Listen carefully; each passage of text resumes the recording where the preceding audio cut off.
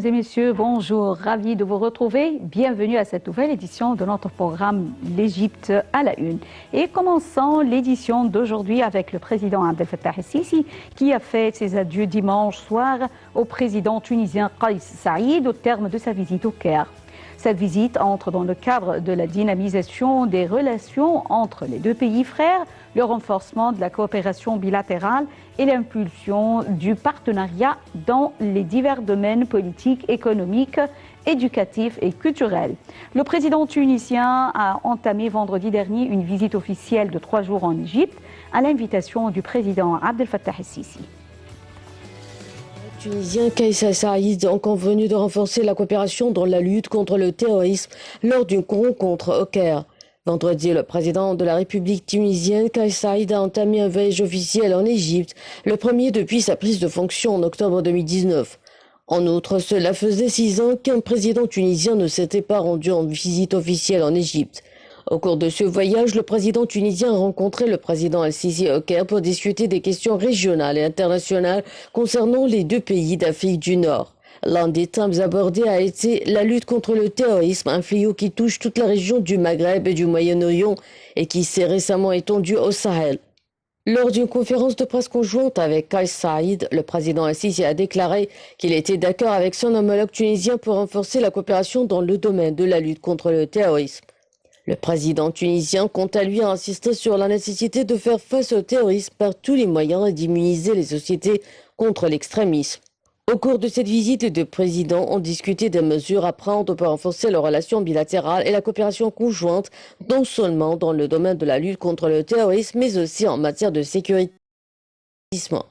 Ce voyage bonne relation que l'Égypte et la Tunisie développent.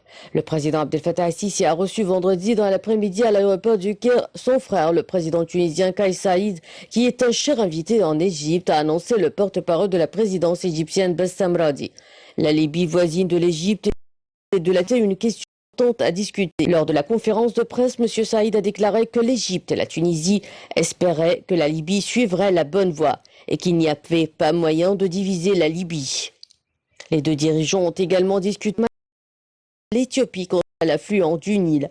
L'Égypte et le Soudan considèrent le projet comme une menace majeure s'il est réalisé et exploité sans accord juridiquement contraignant. Le président tunisien a déclaré que son pays soutient la position de l'Égypte dans l'impasse avec l'Éthiopie.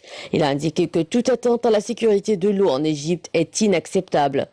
Le voyage de Kais Saïed en Égypte intervient quelque temps après sa visite en Libye pour renforcer également les relations bilatérales et coopérer contre le terrorisme. Le président Abdel Fattah el-Sisi était clair et ferme en parlant de la détermination à sauvegarder la sécurité nationale. C'est ce que soulignait le ministre des Affaires étrangères Sameh Shoukry dans un entretien téléphonique à l'émission De quoi parle-t-on au Caire sur la chaîne Al-Qahira Witness. Toutes les institutions de l'État assument leurs responsabilités à cet égard, a-t-il affirmé, soulignant que la ligne rouge pour le président El-Sisi est toute affectation causée au quota hydrique de l'Égypte à cause du barrage de la Renaissance. Le deuxième remplissage du barrage affirme l'intransigeance de l'Éthiopie, a-t-il déclaré, et montre que l'Éthiopie continue à adopter des mesures unilatérales violant le droit international et toutes les coutumes relatives aux fleuves internationaux. M. Shoukry a affirmé la pleine solidarité de l'Égypte avec le Soudan, exprimant l'espoir de voir la partie éthiopienne revenir sur son intransigeance et que l'on pourra par la suite parvenir à un accord avant le deuxième remplissage du barrage. Le ministre des Affaires étrangères de renchérir, si l'on subit n'importe quel dégât, les pays de l'aval adopteront les mesures susceptibles de protéger leur sécurité nationale et hydrique, ainsi que de traiter avec tout acte irresponsable de la part de l'Éthiopie. Notre eau est une ligne rouge. C'est par ces mots que le président Abdel Fattah el-Sisi a exprimé l'importance qu'allaient voir les négociations sur le barrage de la Renaissance qui, aujourd'hui, après l'annonce du ministère égyptien des Affaires étrangères, se termine sans avoir trouvé l'accord. Dalia Karam nous donne plus de détails. Le Caire tente de trouver un point de rencontre afin de dénouer la crise du barrage de la Renaissance qui tient en haleine plusieurs pays de la région. Ces tentatives se sont avérées insuffisantes car la partie éthiopienne s'est montrée intransigeante et a refusé de reprendre les négociations. C'est pourquoi le ministère égyptien des Affaires étrangères a publié une déclaration indiquant que la position de l'Éthiopie est un obstacle et compliquera la crise du barrage Renaissance et augmentera la congestion dans la région. Cependant, le ministère homologue du Soudan est allé plus loin dans l'accusation contre les Éthiopiens puisqu'il estime que les mesures unilatérales de l'Éthiopie concernant le barrage constituent une violation manifeste du droit international. Les sources médiatiques d'Il-Shahak ont confirmé que l'Éthiopie avait rejeté chacune des propositions mises sur la table et qu'à aucun moment elle n'avait eu la moindre intention de conclure un accord avec l'Égypte et le Soudan. Le porte-parole du ministère égyptien des Affaires étrangères Ahmad Hafez a expliqué que l'Éthiopie a rejeté la proposition présentée par le Soudan et soutenue par l'Égypte de former un quartet international dirigé par la République démocratique du Congo en sa qualité de président de la session actuelle de l'Union africaine pour servir de médiateur entre les trois pays et a rejeté au cours de la réunion toutes les autres propositions et alternatives présentées par l'Égypte et soutenues par le Soudan. L'Égypte est consciente que cette position révèle une fois de plus l'absence de volonté politique de l'Éthiopie de négocier de bonne foi et sa détermination à retarder et à reporter, a expliqué le porte-parole du ministère égyptien des Affaires étrangères. Pour l'instant, la seule chose qui soit claire pour le Soudan, le Congo et l'Égypte, selon le porte-parole de la diplomatie égyptienne, est que s'ils veulent trouver une issue à l'impasse, la porte de l'option éthiopienne est complètement fermée. Et ils affirment que cette démarche va compliquer la crise et accroître la tension dans la région. Malgré le fait que les pourparlers n'ont pas progressé, l'Égypte et le Soudan ont voulu exprimer leur totale gratitude à la partie congolaise, en particulier au président du Congo, Félix Tshisekedi, pour son soutien, afin de parvenir à un accord entre les trois pays. Le ministre des Affaires étrangères, Sameh Shoukry, en visite officielle au Liban pour un jour, a rencontré tour à tour les principaux dirigeants libanais mercredi dernier lors de sa visite marathon qui vise à tenter de débloquer la crise politique en coordination avec Paris. Voyons ensemble. Lors de ses entretiens avec les principaux dirigeants libanais mercredi à Beyrouth, le chef de la diplomatie égyptienne a répété le même message, appelant à former rapidement un gouvernement de mission composé de spécialistes qui pourrait ouvrir la voie à des aides régionales et internationales. Dans une déclaration à l'issue de son entretien avec le chef de l'État, il a déploré que l'horizon soit toujours bloqué 8 mois après la démission du gouvernement de Hassan Diab. Il a souligné que la formation des cabinets de spécialistes était importante pour la stabilité du Liban et de la région. Le ministre a ajouté qu'il était porteur d'un message soulignant la solidarité de l'Égypte et sa disposition à fournir tout le soutien nécessaire pour sortir de la crise et former un gouvernement qui pourrait ouvrir la voie à l'aide régionale et internationale au Liban. Pour sa part, le président libanais Michel Aoun a remercié l'Égypte pour son appui à ses tentatives de débloquer la crise gouvernementale, exprimant l'espoir que ses efforts parviennent à des résultats positifs, selon un communiqué de la présidence. Le communiqué a souligné qu'il était cependant nécessaire d'avoir une volonté véritable de sortir de la crise sur la base des règles conditionnelles sur lesquelles repose le système libanais avec la coopération de toutes les parties libanaises sans en exclure aucune. Le ministre égyptien des Affaires étrangères a terminé sa tournée au Liban par une réunion avec le chef du gouvernement désigné Saad Hariri, à l'issue de laquelle il a tenu une conférence de presse depuis la maison du centre, dans un clair message d'appui au chef du Coran du futur. Lors de cette brève conférence de presse, Sameh Shoukry a affirmé que l'Égypte était attachée à la stabilité et la sécurité du Liban et que cela requérait de mettre un terme à l'inertie actuelle. Il a ajouté que nous étions en faveur de la poursuite du dialogue entre toutes les forces politiques libanaises afin de sortir de la crise. M. Shoukry a également fait savoir qu'il a assuré à Saad Hariri le soutien de l'Égypte à un gouvernement de mission loin des tensions politiques afin que le Liban puisse retrouver son rôle naturel. Le porte-parole du ministère égyptien des Affaires étrangères avait déclaré mardi que la visite du chef de la diplomatie égyptienne visait à souligner le soutien de l'Égypte au Liban frère et son appui aux efforts déployés pour l'aider à surmonter la crise à travers la formation par Saad Hariri d'un gouvernement avec l'ensemble des partis politiques libanaises.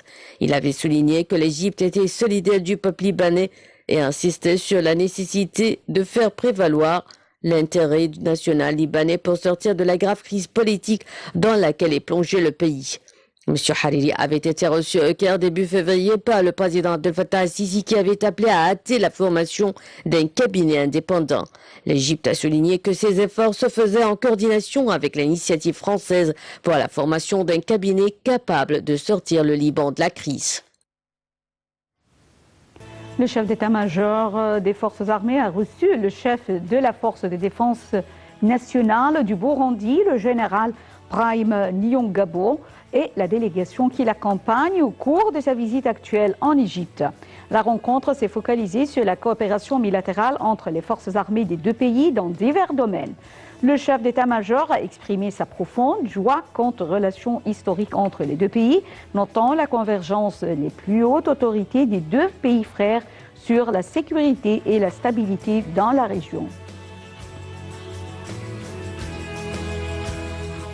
L'Égypte salue la coopération fructueuse avec la Chine dans la lutte contre le Covid-19. C'est ce qu'a déclaré jeudi dernier la ministre de la Santé lors d'une conférence de presse au Caire sur la situation de la pandémie de Covid-19 en Égypte. Elle a également souligné que l'Égypte a récemment reçu 2 lots de vaccins chinois Sinopharm. Dalia Karam nous donne plus de détails. La ministre de la Santé, Hala Zaïd, a salué jeudi la coopération entre l'Égypte et la Chine dans la lutte contre la pandémie de Covid-19 comme fructueuse et sans précédent. Lors d'une conférence de presse au Caire sur la situation de la pandémie de Covid-19 en Égypte, la ministre a remercié l'État chinois, ses dirigeants, son gouvernement et son peuple pour leur grand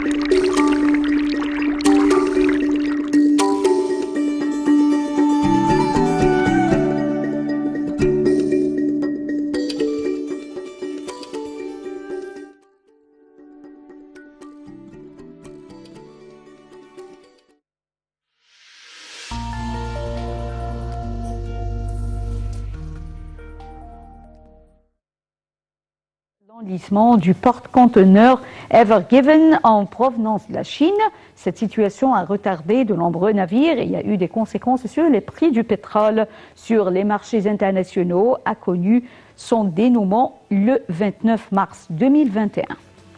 Le gouvernement égyptien a lancé une enquête sur les circonstances qui ont conduit à l'échouement du porte-conteneur Ever Given dans le canal de Suez. C'est ce qu'a annoncé Saïd Checha, un responsable de l'autorité du canal de Suez, au cours d'une intervention télévisée.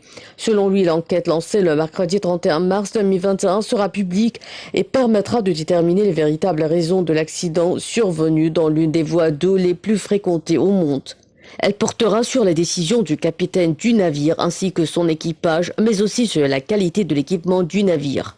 L'enquête permettra de savoir si le guide du canal de Suez et les équipements ont été utilisés avant l'enlisement et si l'équipage a donné l'alerte.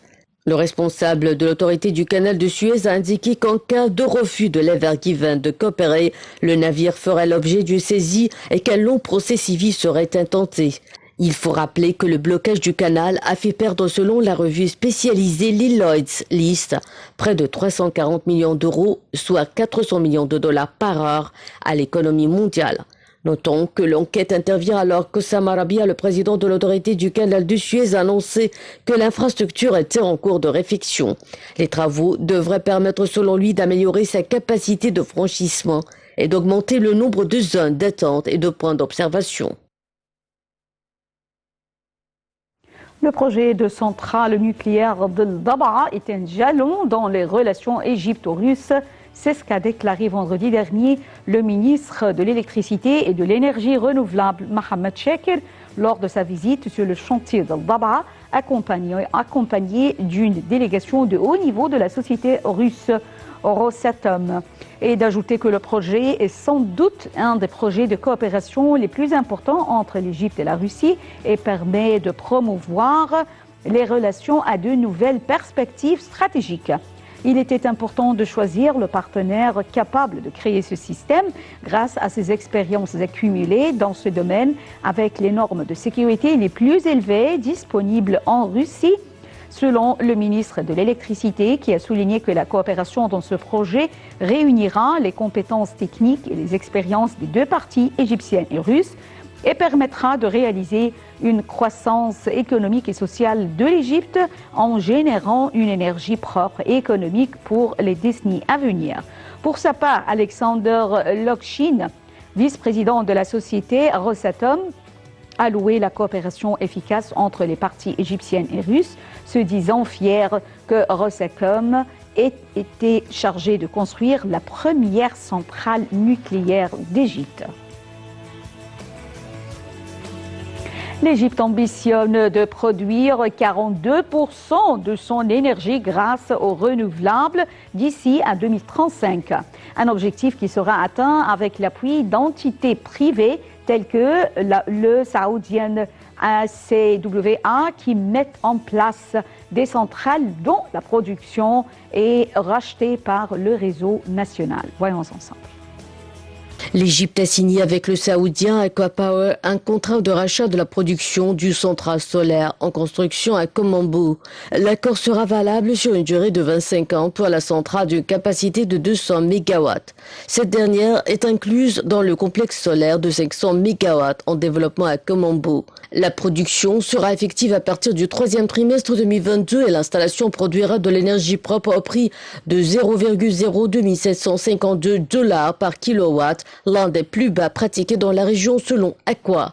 Ce dernier a déjà mobilisé 40 millions de dollars auprès de la Banque européenne pour la reconstruction et le développement et 27 millions de dollars auprès de la Banque africaine de développement pour son projet. Les travaux démarreront dès la clôture de la mobilisation financière prévue pour octobre 2021. L'Égypte ambitionne de produire dès 2022 22% de son énergie à partir du renouvelable. Il sera en retard cependant sur cet objectif en raison du ralentissement économique durant l'année écoulée suite à la pandémie de la Covid-19. Selon l'Agence internationale de l'énergie, cette inclusion des énergies renouvelables ne sera que de 10,1% à cette échéance. Une situation qui n'a pas entamé la détermination du pays. Selon le ministre de l'Énergie, Mohamed Shakir, l'objectif est de produire 42% de notre électricité grâce aux renouvelables d'ici à 2035. Actuellement, les études nécessaires sont en cours pour accroître cette inclusion et maximiser l'utilisation des énergies renouvelables dans de nombreux domaines, dont le dessalement de l'eau et la production de l'hydrogène. Le partenariat entre l'entreprise allemande Henkel et le recycleur Plastic Bank porte ses fruits. Les deux sociétés ont mis en service 3 centres de collecte des déchets plastiques en Égypte. Dalia Karam nous donne plus de détails. Plastic Bank multiplie les initiatives en faveur de la lutte contre la pollution plastique en Égypte.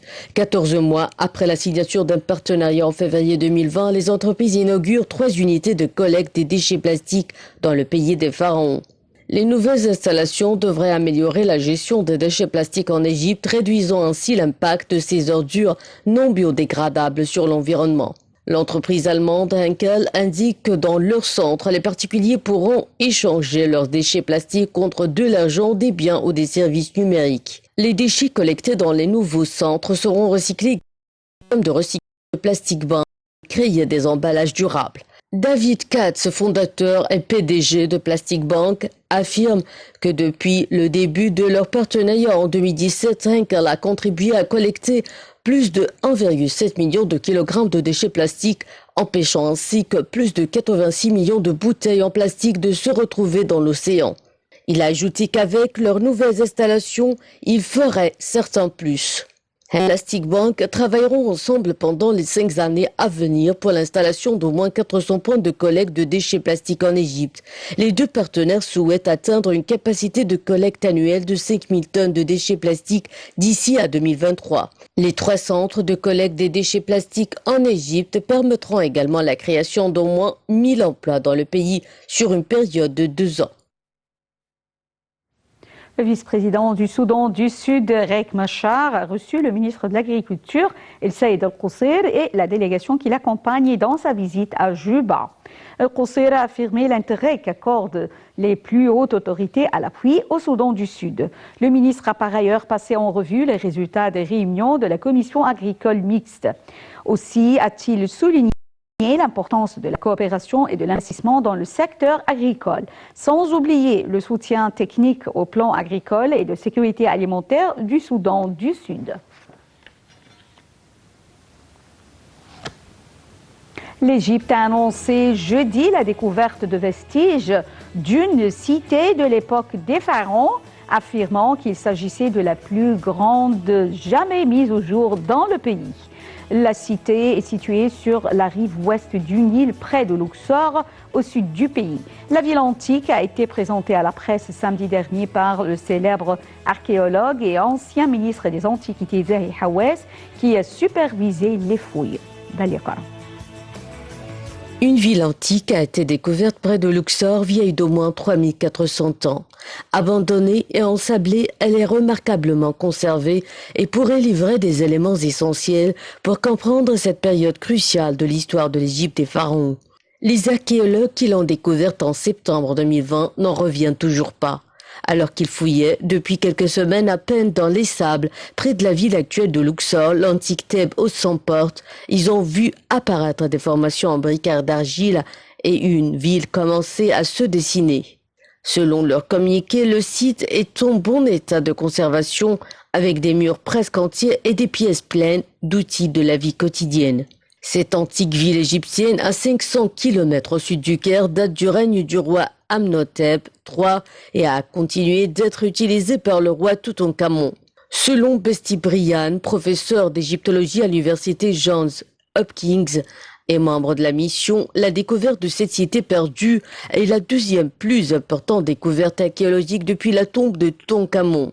L'archéologue espère que cette découverte offrira un rare aperçu de la vie des anciens Égyptiens durant les heures les plus fastes du Nouvel Empire. La ville est composée de 3 palais royaux ainsi que du centre administratif et manufacturier de l'Empire. Les quelques photographies communiquées par la mission montrent les murs de maisons serrés contre une enceinte en zigzag, haute d'environ 3 mètres. La découverte encore en cours d'analyse laisse aussi deviner une boulangerie, un quartier administratif et un atelier de construction. 2 sépultures de bovins inédites intriguent également les archéologues. Pour le directeur de la mission, l'ancien ministre des Antiquités Zahi Hawass, c'est la plus grande ville antique d'Égypte qui a été découverte. La nouvelle de cette découverte intervient quelques jours après que 22 chars transportant des momies de rois et reines de l'Égypte antique ont traversé le Caire lors d'un défilé spectaculaire pour rejoindre le musée national de la civilisation égyptienne, nouvelle demeure de ses dépouilles royales.